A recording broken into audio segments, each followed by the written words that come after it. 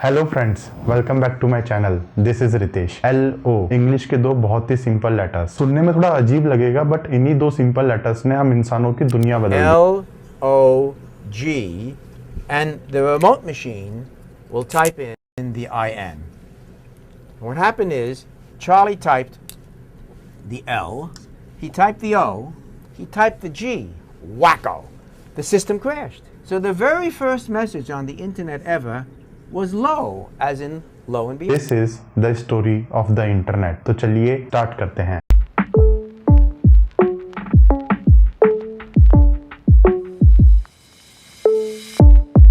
एकदम simple language में computer एक ऐसी मशीन है जिसको हम यूज करते हैं अपना काम आसान बनाने के लिए। हम ह्यूमंस पिछले हजारों सालों से किसी न किसी फॉर्म में मशीन्स का यूज करते आए हैं। एबेकस को तो हम सब जानते ही हैं। एबेकस एक्चुअल में एक एंशिएंट कैलकुलेटिंग डिवाइस है जिसका पहला यूजेज अराउंड 3000 BC में ट्रैक किया गया है। तो इसका मतलब ये है कि आज से 5000 साल पहले तक हम किसी न किसी फॉर्म में कंप्यूटर्स का यूज करते थे और आज हम इतना आगे आ गए हैं कि आप YouTube पे ये वीडियो देख रहे हो। और इस जर्नी में सबसे मेजर कंट्रीब्यूशन इंटरनेट का ही है। 19th सेंचुरी में इलेक्ट्रिसिटी के इन्वेंशन के बाद इलेक्ट्रोमैकेनिकल कंप्यूटर्स का विकास हुआ। इलेक्ट्रोमैकेनिकल कंप्यूटर्स इलेक्ट्रिसिटी को यूज करके किसी मैकेनिकल प्रॉपर्टी को कंट्रोल करके ऑपरेट करते थे। ये कंप्यूटर्स बहुत ही बड़े होते थे और इनको ऑपरेट करने के लिए किसी एक टीम की नीड होती थी। लेकिन 1950 में ट्रांजिस्टर्स के इन्वेंशन के बाद ये सब बदल गया। ट्रांजिस्टर्स बहुत ही छोटे इलेक्ट्रॉनिक कंपोनेंट्स हैं जो इलेक्ट्रिकल सिग्नल्स को मैनिपुलेट कर सकते हैं और इनकी इसी प्रॉपर्टी की वजह से कंप्यूटर्स छोटे होते गए।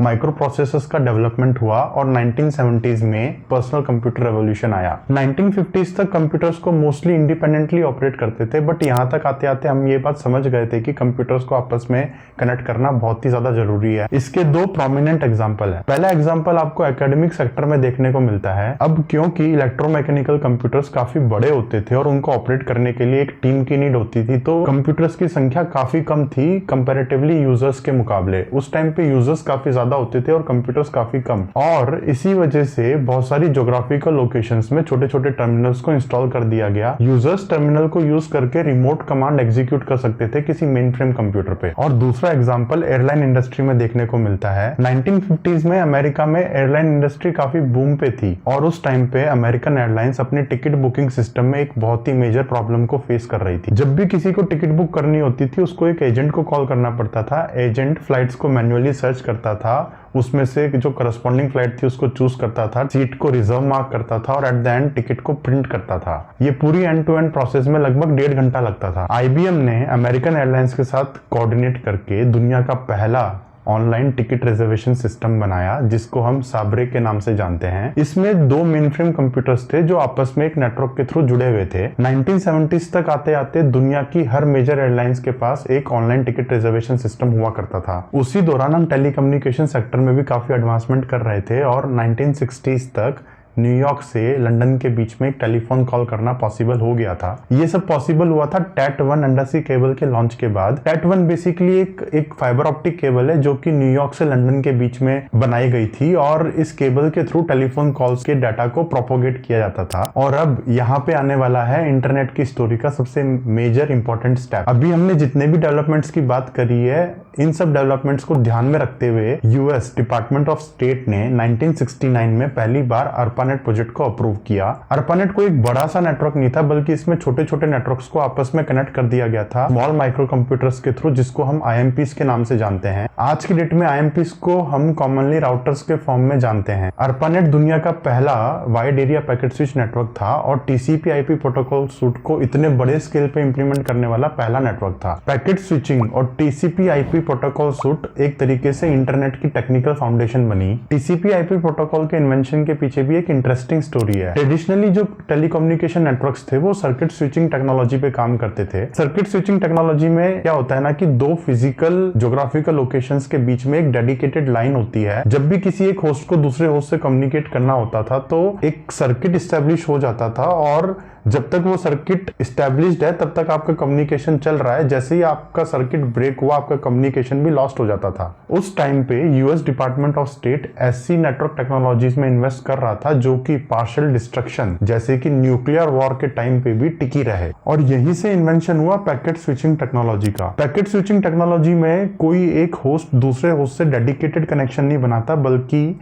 जब भी किसी एक होस्ट को डाटा ट्रांसफर करना होता है तो वो डाटा को छोटे छोटे पैकेट्स में ब्रेक करता है, फिर उन पैकेट्स को ओवर द वायर ट्रांसफर किया जाता है और दूसरे एंड पे सारे पैकेट्स को कंबाइन करके ओरिजिनल मैसेज को फॉर्म किया जाता है। तो इस तरीके से बेसिकली यहाँ पे कोई सर्किट स्टैब्लिश नहीं हुआ है, तो अगर कोई नेटवर्क में पार्शियल डिस्ट्रक्शन भी आ जाता है तो भी नेटवर्क ऑपरेशनल रहेगा। इनिशियली ARPANET को 4 एकेडमिक नेटवर्क्स को आपस में IMPs के थ्रू कनेक्ट करके बनाया गया था और 1970s तक ARPANET यूएस के ईस्ट कोस्ट तक पहुंच गया था। 1971 में ARPANET बिकेम इंटरनेशनल और university college London European continent में पहला ARPANET का नोड बना। सितंबर 1984 में ARPANET में एक मेजर रिस्ट्रक्चरिंग हुई और इसमें सिविल वाले पार्ट को और मिलिट्री वाले पार्ट को अलग अलग कर दिया गया। 1985 में द बिग डैडी यानी कि नेशनल साइंस फाउंडेशन ने officially national science foundation network को अप्रूव किया। 2024 के फिस्कल ईयर में नेशनल साइंस फाउंडेशन का approved budget is $11.4 billion.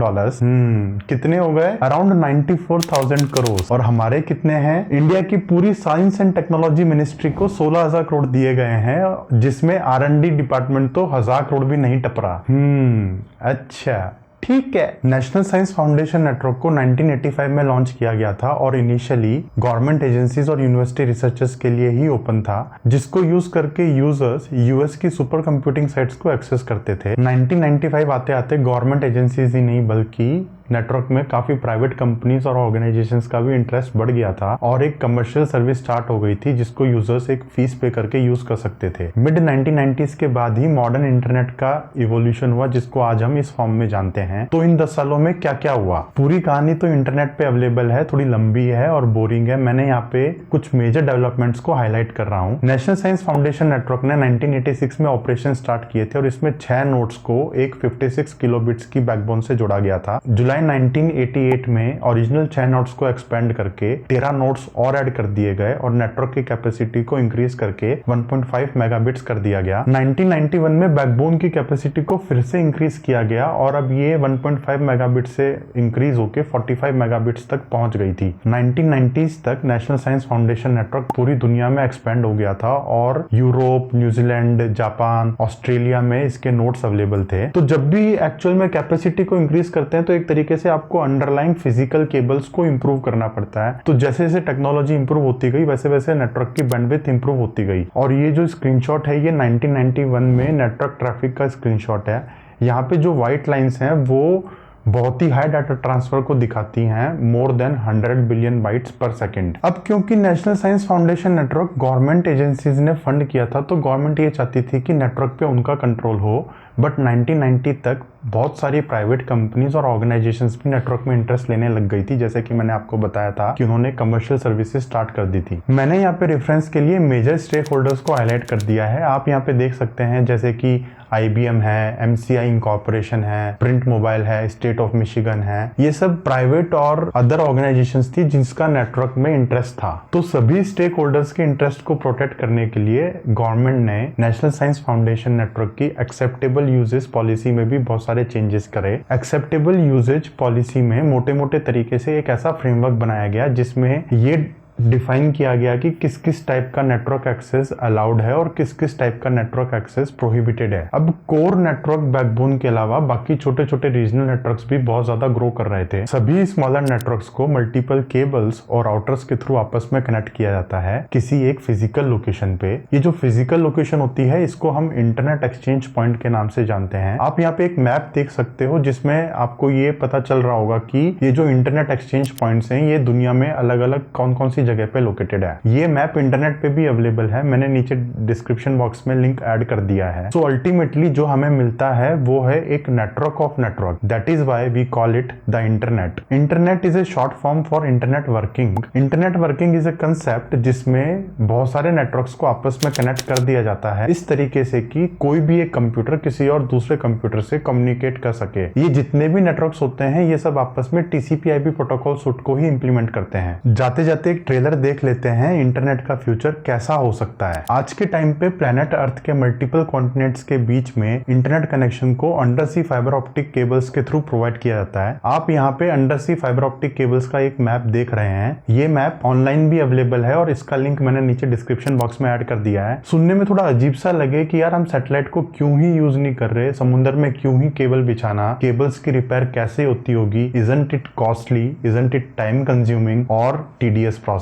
May be. But ये सब बदल रहा है स्टारलिंक सर्विस के लॉन्च के बाद। स्टारलिंक एक ग्लोबल इंटरनेट सर्विस है जिसमें बहुत सारी छोटी छोटी सैटेलाइट्स को लो अर्थ ऑर्बिट में स्टैब्लिश किया जाएगा। ये सारी सैटेलाइट्स आपस में कनेक्ट होंगी और ये ग्राउंड स्टेशन से भी कनेक्ट होंगी using this large satellite network. Starlink का एम ये है कि दुनिया के किसी भी कोने में इंटरनेट सर्विस को प्रोवाइड कराना। अब ये सैटेलाइट्स काम कैसे करती हैं, इंटरनेट सर्विस कैसे प्रोवाइड कराई जाती है, मैं तो इस टॉपिक पे बहुत ही ज्यादा बात कर सकता हूँ, but this is a topic for some another video. अभी के लिए कल्पना कीजिए एक ऐसे फ्यूचर की जिसमें आप दुनिया में कहीं पे भी हो, चाहे अमेज़न के जंगलों में हो, चाहे माउंट एवरेस्ट पे हो, या फिर आप नॉर्थ पोल पे ही क्यों ना हो। You can talk to your family और friends over WhatsApp and say hi. Isn't it mesmerising? Thanks for watching guys. आज के लिए इतना ही। अगर वीडियो पसंद आया हो तो लाइक बटन को क्लिक करते हुए जाओ। 100 लाइक्स का टारगेट है। पहले मैं 1000 लाइक्स बोलता था, बट फिर एक्सपेक्टेशन वर्सेस रियलिटी का खेल हुआ। तो मिलते हैं अगले वीडियो में। Take care friends.